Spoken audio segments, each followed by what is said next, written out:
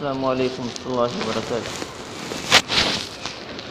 ان الحمد للہ نحمده ونستعینه ونستغفره ونعوذ باللہ من شرور انفسنا ومن سیئات اعمالنا من يهده الله فلا مضل له ومن يضلل فلا هادي له واشهد ان لا اله الا الله وحده لا شريك له واشهد ان محمدا عبده ورسوله يا ايها الذين امنوا اتقوا الله حق تقاته ولا تموتن إلا وأنتم مسلمون يا أيها الناس اتقوا ربكم الذي خلقكم من نفس واحدة وخلق منها زوجها وبث منهما رجالا كثيرا ونساء واتقوا الله الذي تساءلون به والأرحام إن الله كان عليكم رقيبا يا أيها الذين آمنوا اتقوا الله وقولوا قولا سديدا يصلح لكم أعمالكم ويغفر لكم ذنوبكم ومن يطع الله ورسوله فقد فاز فوزا عظيما أما بعد فأعوذ بالله من الشيطان الرجيم بسم الله الرحمن الرحيم وأن المساجد لله فلا تدعوا مع الله أحدا رب اشرح لي صدري ويسر لي أمري واحلل عقدة من لساني يفقهوا قولي رب زدني علما آمين۔ حمد و ثنا کبریائی بڑائی تعریف و توصیف اکیلے اللہ رب العالمین کی لائق و زیبا۔ اللہ کی رحمتیں اور برکتیں نازل ہوں انبیاء کرام پر، خصوصاً آخری نبی جناب محمد رسول اللہ صلی اللہ علیہ وسلم پر، صحابہ کرام پر اور قیامت تک آنے والے مومنین پر۔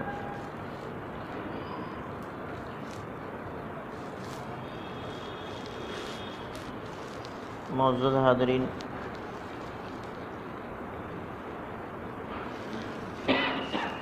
آج کے اس درس کا عنوان ہے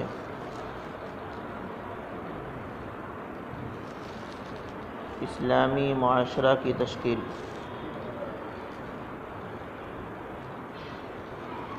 اور اس میں پہلا قدم تعمیر مسجد۔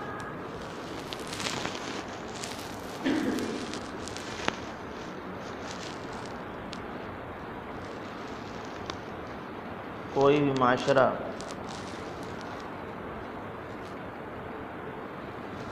اس وقت تک اسلامی معاشرہ نہیں کہلایا جائے گا جب تک کہ اس میں اللہ کا گھر نہ ہو۔ انسانوں کے گھروں کے ساتھ ساتھ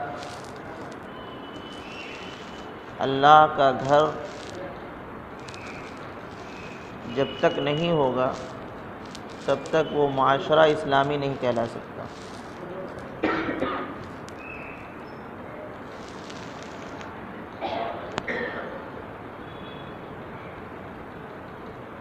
اور یہ سچائی، یہ حقیقت نبی کریم صلی اللہ علیہ وسلم کے حالات سے، آپ کے عمل سے یہ واضح ہوتا ہے کہ کسی بھی معاشرے میں مساجد کی کتنی اہمیت ہے۔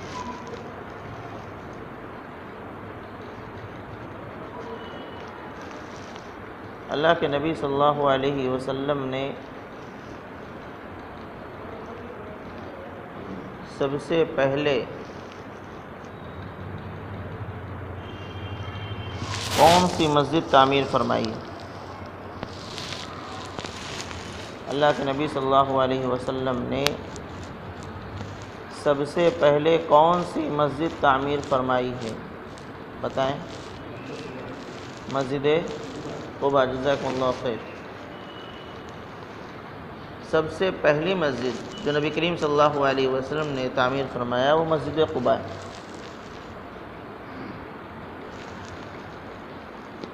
آپ دیکھیں گے کہ نبی کریم صلی اللہ علیہ وسلم کو ہجرت کرنے کے بعد جیسے ہی تھوڑا موقع ملا، سکون اور امن ملا، ویسے ہی اللہ کے نبی صلی اللہ علیہ وسلم نے مسجد کی بنیاد ڈال دی۔ آپ مکہ سے ہجرت کر کے ابھی مدینہ پہنچے نہیں ہیں،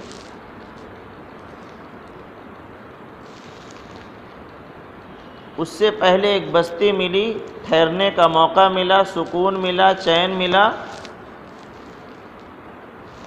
تو آپ نے وہاں ایک مسجد کی بنیاد ڈال دی، مسجد قباء۔ یہاں سے آپ چلے، مدینہ المنورہ پہنچے، وہاں پہنچنے کے بعد سب سے جو پہلا کام نبی کریم صلی اللہ علیہ وسلم نے کیا وہ مسجد کی تعمیر۔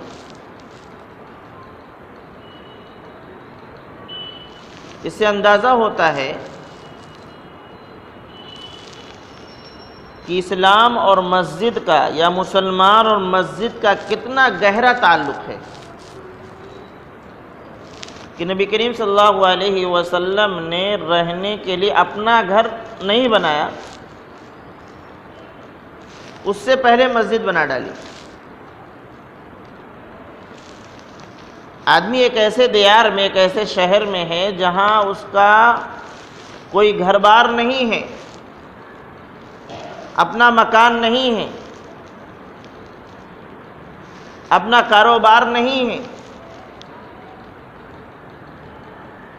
تو آدمی کم از کم اس کے تحت سوچے کہ ہم کہاں رہیں گے، کیا کھائیں گے۔ لیکن نبی کریم صلی اللہ علیہ وسلم نے اس چیز کو بعد میں دیکھا کہ ہمارے رہنے کا بندوبست کہاں ہوگا، ہمارے کھانے کا بندوبست کیا ہوگا، یا ہمارے ساتھ جو صحابہ کرام آئے بیچارے مکہ سے سب چھوڑ چھاڑ کے آ گئے، ان کے رہنے ہونے کا بندوبست ہو جائے، روزی روٹی کا مسئلہ حل ہو جائے، اس کے بعد کچھ۔ لیکن نہیں، نبی کریم صلی اللہ علیہ وسلم نے اس کو کیا، انجام دیا۔ رہنے کے لیے مکان تعمیر کرایا، کھانے کے رزق کا بندوبست کیا، وہ تمام چیزیں ہوئیں، لیکن اس سے پہلے ایک مسجد کی تعمیر۔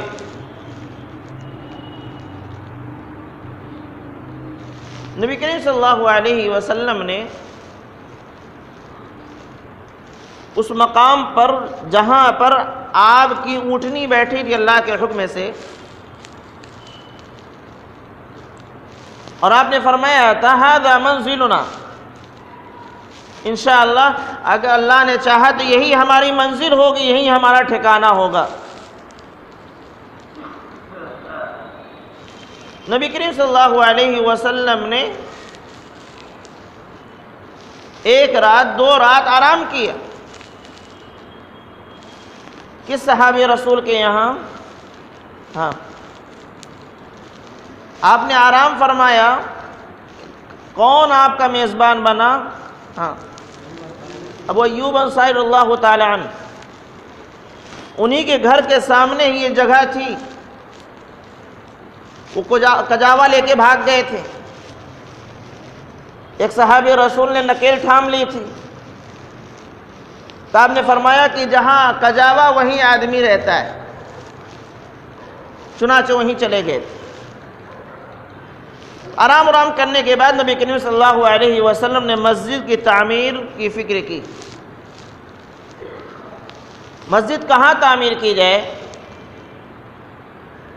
تو آپ نے اسی مقام کو منتخب فرمایا کہ یہی مسجد تعمیر کی جائے جہاں اللہ کے حکم سے یہ اونٹنی بیٹھی تھی۔ لیکن وہ زمین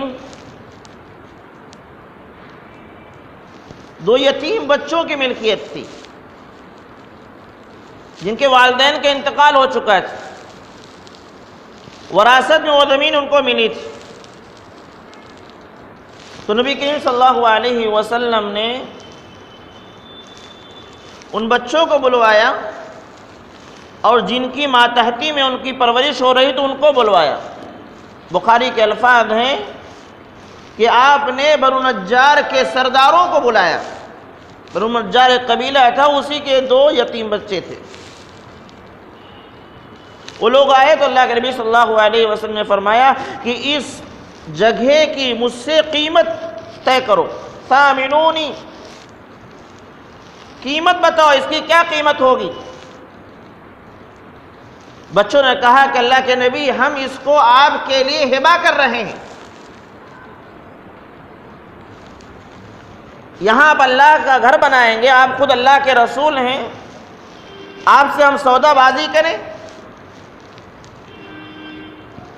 تو اللہ کے نبی صلی اللہ علیہ وسلم نے فرمایا نہیں نہیں، اس کی قیمت طے کرو. ان لوگوں نے جواب دیا اللہ کے نبی اس کی قیمت صرف اللہ کے لیے ہے، ہم اس کی کوئی قیمت نہیں لینا چاہتے، اس کا پورا پورا اجر اللہ سے لینا چاہتے. اس کے باوجود نبی کریم صلی اللہ علیہ وسلم نے اس جگہ کو خریدا. جگہ خریدنے کے بعد اس جگہ پہ کچھ کھجور کے درخت تھے، کچھ مشرکین کی قبریں تھیں، اور کچھ زمین ناہموار تھی، اونچی نیچی تھی، گڈھے وڈھے تھے. تو اللہ کے نبی صلی اللہ علیہ وسلم نے تینوں کا 3 حکم دیا کہ مشرکین کی ان قبروں کو اکھاڑ کر کے کہیں اور دفن کر دو، اور درخت کو کاٹ ڈالو، اور زمین کو برابر کر دو. اور درخت کو کاٹنے کے بعد جو اس کا تنا نکلا، اس کو جہاں مسجد تعمیر کرنی تھی اس کے قبلے کی جانب لا کر کے لگا دیا گیا، اوپر نیچے. اس وقت نبی کریم صلی اللہ علیہ وسلم یا مسلمانوں کا قبلہ کون سا تھا؟ مسجد اقصی، بیت المقدس. ابھی مسلمانوں کا قبلہ خانہ کعبہ نہیں ہوا تھا. چنانچہ اسی جانب، جس جانب بیت المقدس پڑتی تھی، اسی جانب یہ درخت کا جو تنا تھا کاٹ کر کے لگا دیا گیا، اور مسجد تعمیر ہونے لگی. بعض محدثین نے لکھا کہ 3 ہاتھ نیچے اس کی بنیاد کھودی گئی. اس کے سامنے کے جو 2 پائے تھے دروازے کی جانب، اس کو پتھر کا بنایا. باقی پوری دیوار کچے اینٹ، کچے گارا کی. بیچ بیچ میں کھمبا تھا، ستون تھا، تو وہ کھجور کے تنے کی بنا دی گئی. چھت کیا ڈالی گئی؟ کھجور کی شاخیں اور کھجور کی پتیاں. یہ ہماری مسجد تعمیر ہو گئی. لیکن بنانے کے دوران ایک عجیب ماحول تیار ہوا. اللہ کے نبی صلی اللہ علیہ وسلم اس عظیم کام میں خود شامل ہیں، شریک ہیں. جیسے اور صحابہ کرام اینٹ ڈھو ڈھو کر کے لا رہے ہیں، اللہ کے نبی صلی اللہ علیہ وسلم خود بھی اینٹ ڈھو رہے ہیں، اور صحابہ کرام مٹیاں ڈھو رہے ہیں، اللہ کے نبی صلی اللہ علیہ وسلم بھی مٹی ڈھو رہے ہیں.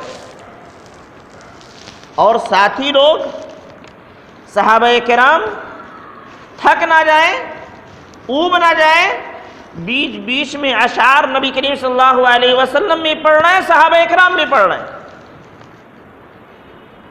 اور اشعار ایسے جس میں دعا نکلتی ہو، جس میں آخرت یاد آتی ہو. چنانچہ اللہ کے نبی صلی اللہ علیہ وسلم فرمایا هذا الحمال لا حمال الخیبر هذا ابر ربنا واطهر. بوجھ اٹھاتے وقت اللہ کے نبی صلی اللہ علیہ وسلم فرماتے ہیں کہ یہ بوجھ خیبر والا بوجھ نہیں. خیبر والا بوجھ کھجور کا بوجھ، اسی طریقے سے گلے کا بوجھ، وہ بوجھ نہیں. هذا الحمار لا حمال الخیبر. یہ بوجھ خیبر والا بوجھ نہیں ہے. بلکہ یہ اس سے پاکیزہ ہے اور اس سے بہت ہی زیادہ نیکیوں والا ہے۔ یہاں جو بوجھ اٹھا رہے ہیں، خیبر کا جو بوجھ ہوگا وہ کھجور ہوگا جس کو کھایا جائے گا، بیچا جائے گا، غلہ ہوگا جس کو کھایا جائے گا، بیچا جائے گا، ختم ہو گیا۔ لیکن یہ جو اینٹ ہم اس وقت اٹھا رہے ہیں، یہ بوجھ اس سے زیادہ پاکیزہ ہے، اللہ تعالیٰ کے ہاں کام آنے والا ہے اور اس سے زیادہ نیکیوں والا ہے۔ آخرت کی یاد، یہ کام نیکی کا ہم انجام دے رہے ہیں۔ ایک آدمی کھجور کا بوجھ اٹھائے گا تو اس کے ذہن میں صرف اتنی بات ہے کہ اس کو بیچیں گے تو پیسہ ملے گا، کھائیں گے تو بھوک ختم ہو جائے گی، اتنا ہی سوچ سکتا ہے۔ لیکن جب کوئی شخص ایک اینٹ اٹھائے اس وجہ سے کہ یہ ثواب کا کام ہم کر رہے ہیں، تو اس بوجھ کی عظمت بڑھ جایا کرتی۔ تو اللہ کے نبی صلی اللہ علیہ وسلم یہ احساس دلا رہے ہیں کہ یہ جو تم بوجھ اٹھا رہے ہو یہ کوئی دنیاوی بوجھ نہیں، یہ اللہ رب العالمین کی جانب سے اٹھایا جانے والا یہ بوجھ ہے جو پاکیزہ ہے اور جو بہت ہی زیادہ نیکیوں والا ہے۔ فرماتے اللہم ان الاجر اجر الآخرہ، اللہم ان الاجر اجر الآخرہ فرحم الانصار والمہاجرہ۔ اے اللہ، حقیقی اجر، حقیقی بدلہ تو آخرت کا بدلہ ہے۔ یہ اینٹ ہم ڈوہ رہے ہیں، اس کا بدلہ کتنا کوئی مزدوری دے دے گا، لیکن اللہ حقیقی اجر، حقیقی بدلہ تو آخرت کا بدلہ ہے۔ فرحم الانصار والمہاجرہ، اے اللہ تو انصاریوں پر اور مہاجرین پر رحم فرما۔ ساتھ میں دعائیں بھی ہو رہی ہیں، آخرت کا تذکرہ بھی ہو رہا ہے اور ثواب اور نیکی کا یاد دلایا جا رہا ہے۔ پھر فرمایا اللہ کے نبی صلی اللہ علیہ وسلم نے اللہم انہ لا اجر لا خیر الا خیر الآخرہ، اے اللہ یہاں کوئی خیر ہے ہی نہیں، اصل خیر تو آخرت کا خیر ہے۔ فانصر الانصار والمہاجرہ، اے اللہ انصاریوں کی اور مہاجرین کی مدد فرما۔ پہلے میں تھا فرحم الانصار والمہاجرہ کہ انصاریوں پر اور مہاجرین پر رحم فرما، اور اس میں کہ اللہ انصاریوں پر اور مہاجرین کی مدد فرما، انصاریوں اور مہاجرین کی مدد فرما۔ ایک اور مقام پر اللہم لا عیش الا عیش الآخرہ، اے اللہ حقیقی زندگی، حقیقی عیش و آرام تو آخرت کا عیش و آرام ہے۔ دنیا میں کیا ہے؟ چند روزہ زندگی ہے، یہ پریشانی ہے، مصیبت، تکلیفیں چند روزہ ہیں۔ حقیقی عیش اگر کسی کو ملے تو آخرت کا عیش ملے، ورنہ دنیا میں بہت سارے لوگ عیش کرتے ہیں۔ صحابہ کرام بھی یہی لفظیہ کلمات، یہی اشعار گنگنائے جا رہے ہیں اپنے کام میں مگن۔ بعض صحابہ کرام کہتے تھے لئن قعدنا والنبی یعمل لذلک منا العمل المدل، کہ ہم بیٹھے رہیں اور نبی کام کریں تو یہ تو ہماری جانب سے گمراہی والا کام ہو جائے گا۔ ظاہر سی بات ہے، ان صحابی موجود ہوں، امتی موجود ہوں، نبی کام کرے تو گمراہی والا کام۔ بڑی حکمت تھی نبی کریم صلی اللہ علیہ وسلم کے اندر کہ کس طریقے سے اپنے ماتحتوں کے ساتھ سلوک کیا جائے، ان سے کیسے کام لیا جائے کہ ان کے اندر کوئی تھکاوٹ نہ ہو، اکتاہٹ نہ ہو، بیزاری نہ آئے۔ یہ نبی کریم صلی اللہ علیہ وسلم کا طریقہ۔ آپ چاہتے تو بیٹھے رہتے، آپ کے لیے گدے لگ جاتے، سکون اطمینان سے بیٹھتے، آرڈر دیتے رہتے، لیکن نہیں، ان صحابہ اکرام کی دلجوئی کرنا، حوصلہ افزائی کرنا ہے۔ قائد اعظم ہونے کے باوجود ہر طرح سے وہ بیچارے تیار تھے نبی کریم صلی اللہ علیہ وسلم کی خدمت کے لیے، ان کو اعتراض بھی نہ ہوتا، لیکن ان کی دلجوئی کے لیے نبی کریم صلی اللہ علیہ وسلم ان کے ساتھ آ جاتے، اور یہ نہیں دیکھتے کہ میں نبی ہوں، میں ان کا بڑا ہوں، میں قائد ہوں، میں رہبر ہوں، میں عالم ہوں، میں فلاں، یہ نہیں دیکھتے۔ مسجد کا کام ہے، کوئی سیٹ اڑوا نہیں، مسجد کا کام ہے۔ اٹھائیں گے بوجھ بھی معلوم ہوگا، گرد بھی پڑیں گے۔ اللہ کے نبی صلی اللہ علیہ وسلم خود شریک اور اشعار پڑھ رہے ہیں، اس سے صحابہ اکرام کے اندر ایک جوش و جذبہ پیدا ہو رہا ہے اور کام کی طرف نگاہ کم جاتی ہے۔ سوچ اور فکر کام کی طرف کم جاتا ہے، وہ اپنے کام میں مگن ہے اور ساتھ میں یہ اشعار گنگنا رہے ہیں۔ آپ بھی کوئی کام کریں اور ساتھ میں اشعار وغیرہ پڑھیں، قرآن کریم کی آیت کریمہ پڑھنے لگ جائیں تو کام کب ختم ہوتا پتہ نہیں چلتا۔ یہ حکمت ہے، یہ انسانی فطرت ہے کہ وہ جب کسی اور چیز میں مشغول ہوتا ہے جو اس کی دلچسپی کی چیز ہے اور ساتھ میں کوئی کام بھی کر رہا ہے تو وہ کام ختم ہو جاتا اسے پتہ بھی نہیں چلتا۔ آج بہت سارے لوگوں نے عجیب عجیب چیزیں نکالی ہیں سفر کے دوران، کوئی محنت کا کام ہے اور آج کل محنت تو چھوڑیے، گھروں میں کھانا بنائیں گے وہ بھی کچھ نہ کچھ رکھیں گے، لیکن اگر قرآن کی آیت رکھنے یا اس طرح کے اچھے اشعار رکھنے اس میں کوئی قباحت نہیں، ثواب کا کام ہے، لیکن افسوس ہے کہ ہمارا آج کا مسلمان وہ اس سے کوسوں دور ہے اور ایسی چیزوں کو اپناتا ہے اس کام کے لیے، تھکاوٹ کو دور کرنے کے لیے، اکتاہٹ کو دور کرنے کے لیے، بیزاری کو دور کرنے کے لیے ایسی چیزوں کو اپناتا ہے جس میں گناہ بھی ہے، غیروں کی مشابہت بھی ہے اور تمام تر چیزیں نبی کریم صلی اللہ علیہ وسلم کی سنت کے خلاف۔ تو بہرحال اللہ کے نبی صلی اللہ علیہ وسلم ان کے ساتھ شریک ہو کے یہ کام کر رہے ہیں، اور جب دیکھتے کہ کوئی صحابی زیادہ محنت کر رہے ہیں تو ان کی حوصلہ افزائی الگ سے کیا کرتے تھے۔ عمار بن یاسر اللہ تعالیٰ عنہ تھے، وہ بیچارے دو دو اینٹ اٹھا کے لا رہے ہیں اور صحابہ اکرام ایک ایک لے کے آتے تھے، وہ دو دو کے اٹھا کے لاتے، کہتے ایک میری طرف سے ہے ایک اللہ کے نبی کی طرف سے۔ اللہ کے نبی صلی اللہ علیہ وسلم ان کے پیٹھ پر ہاتھ پھیرتے ہوئے فرمایا یا ابن سمیہ، اے سمیہ کے بیٹے، ان لہم اجر ولک اجران، ان لوگوں کے لیے ایک ایک اجر ہے اور تمہارے لیے دو دو اجر ہے، اور جنت میں اس کے بدلے میں دودھ کا مزید تم کو ایک گھونٹ پلایا جائے گا۔ اور اللہ کے نبی صلی اللہ علیہ وسلم نے ان کی شہادت کی بھی وہیں پر بشارت دی کہ تم کو ایک باغی جماعت قتل کرے گی۔ اس سے عمار بن یاسر اللہ تعالیٰ عنہ کا مقام بلند ہو جاتا ہے، حوصلہ بڑھ جاتا ہے کہ ہمارا قائد ہماری حوصلہ افزائی کر رہا ہے، یعنی ہم اس کی نگاہوں میں ہیں، اس کی نگاہوں سے ہم اوجھل نہیں ہیں کہ ہم کام کرتے رہے انہیں پتہ نہیں، وہ ہم کو اپنے سامنے رکھتے ہیں، ہمارے کام پر دھیان دیتے ہیں اور ہماری تعریف بھی کر رہے ہیں۔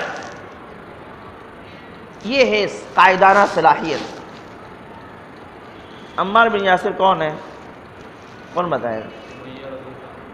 سمیہ اللہ تعالیٰ عنہ کون ہے؟ اسلام کی ان کے شوہر کا کیا نام ہے؟ یہ تم کے بیٹے کا نام ہے یاسر۔ یہ مکہ کے وہ لوگ ہیں جن پر ظلم و ستم کے پہاڑ توڑے گئے، سب سے زیادہ جن پر ظلم کیا گیا یہ وہ لوگ ہیں۔ انہی کی والدہ تھیں ابو جہل نے جن کے شرمگاہ میں نیزہ مارا تھا اور دو اونٹ لگا کر کے ان کے جسم کو دو حصے میں باندھ کر کے مخالف سمت میں دونوں اونٹ کو ہانک دیا تھا، جسم کے دو ٹکڑے ہو گئے تھے۔ اللہ کے نبی صلی اللہ علیہ وسلم نے یہاں اسی چیز کو دھیان دلایا، عمار بن یاسر نہیں کہا بلکہ یا ابن سمیہ، اے سمیہ کے بیٹے، پہلی شہیدہ کے بیٹے، تمہارا بھی مقام بہت بلند ہے، تمہارے ساتھ بھی شہادت تمہیں بھی ملنے والی۔ تو بہرحال اللہ کے نبی صلی اللہ علیہ وسلم اس طریقے سے حوصلہ افزائی کیا کرتے تھے، کام لینے کا طریقہ۔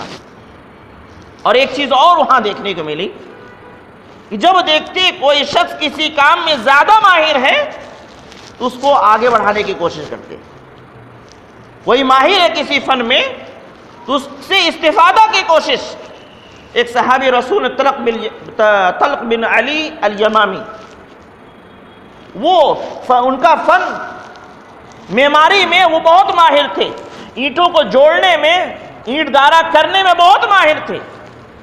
جب دیکھا اللہ کے نبی صلی اللہ علیہ وسلم نے ان کی مہارت کو اور جب اینٹ گارا سب تیار ہوا تو اللہ کے نبی صلی اللہ علیہ وسلم نے فرمایا قرب الیمامی من الطین، یمامی کو تین سے قریب کر دو، مٹی سے قریب کر دو، اس لیے کہ وہ تم میں سب سے بہتر طور پر جوڑنے والے ہیں۔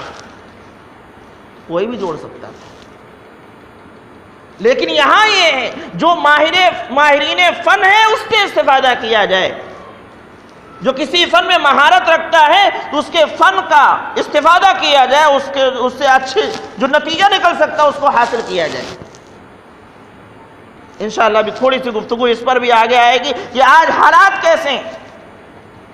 تو اللہ کے نبی صلی اللہ علیہ وسلم نے اس طرح مل کر کے صحابہ کرام کے ساتھ اور اتنی حکمت عملی کے ساتھ صحابہ کرام کو جوڑتے ہوئے مسجد نبوی کی تعمیر فرما رہے ہیں۔